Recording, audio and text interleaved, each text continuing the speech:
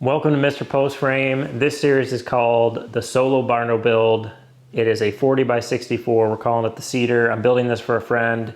It is a 2-bedroom with a loft. And in this series, we're going to be covering the time it takes to complete different tasks and how long does it take someone with a little help every once in a while to build this size building. Today, we're going to be covering frost protection. So in particular, this is going to be for people who are using pier foundation systems. So our piers will go below the frost line, and then we have to somehow protect our interior slab. So what we'll do is we'll dig down, put 2-inch insulation down in the ground to protect our slab from frost. The insulation we're using is Hitzholzer insulation. I've been using this for a while. There's a lot of good benefits in using this insulation, which we can leave a link to the description of the video that explains what Hitzholzer insulation, all its great qualities. But let's go ahead and jump into the video.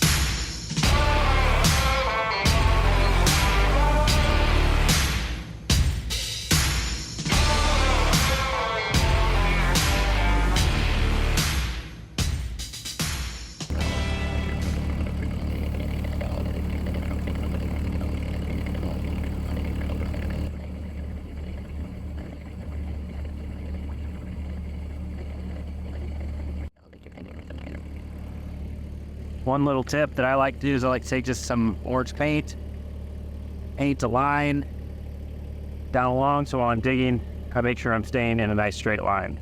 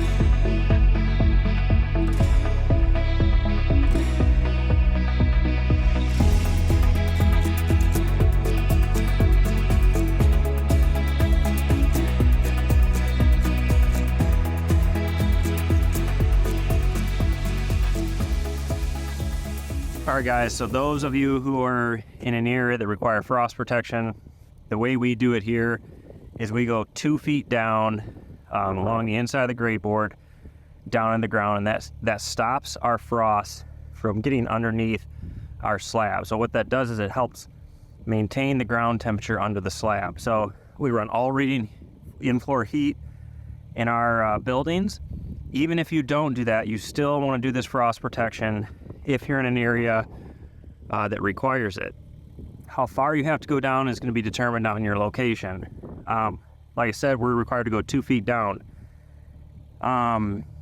Even if I was in the south, I would want insulation between my slab and the exterior, because the reason concrete is such a great source of for hydronic heating, it will also, if you don't have any protection, it will also let that cold and heat transfer into the slab if it is exposed.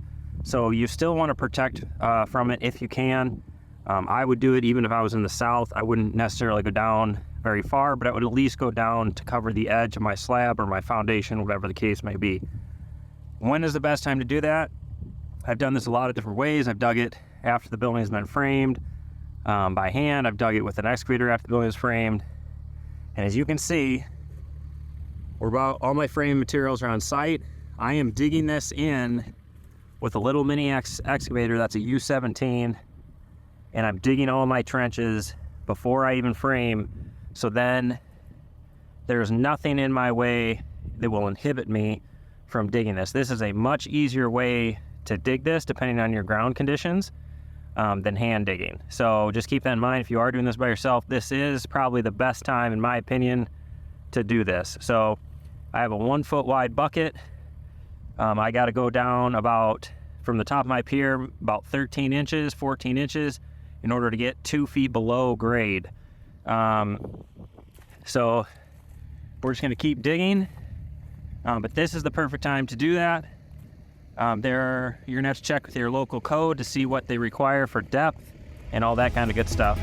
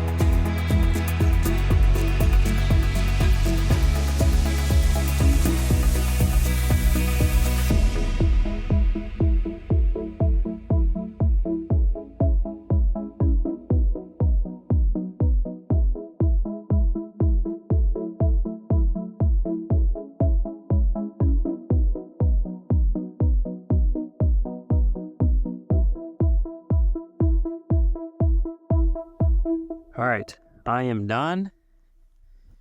You can see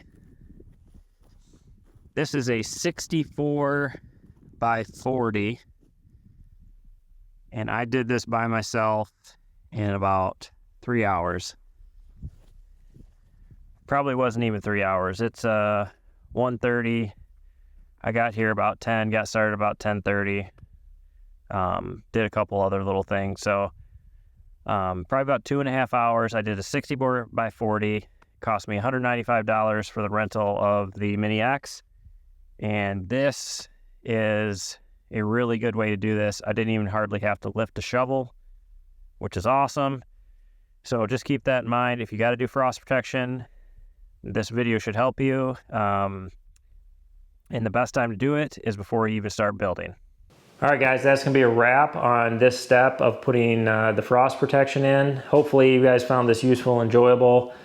For you guys who want to design your own building, or if you're interested in this one in particular, you can check out back40buildings.com. That is our full design business. So check that out. We do custom plans. We have a bunch of stock plans. Also, if you're a self-builder, check out our Patreon group. That is specific for people who want to self-build, self-GC, builders getting into post frame. It's a great community of other builders. We do lives, you get to ask us questions, so check that out. As always, we appreciate you watching. If you haven't already, hit that subscribe button, share it with your friends, and we will catch you on the next video.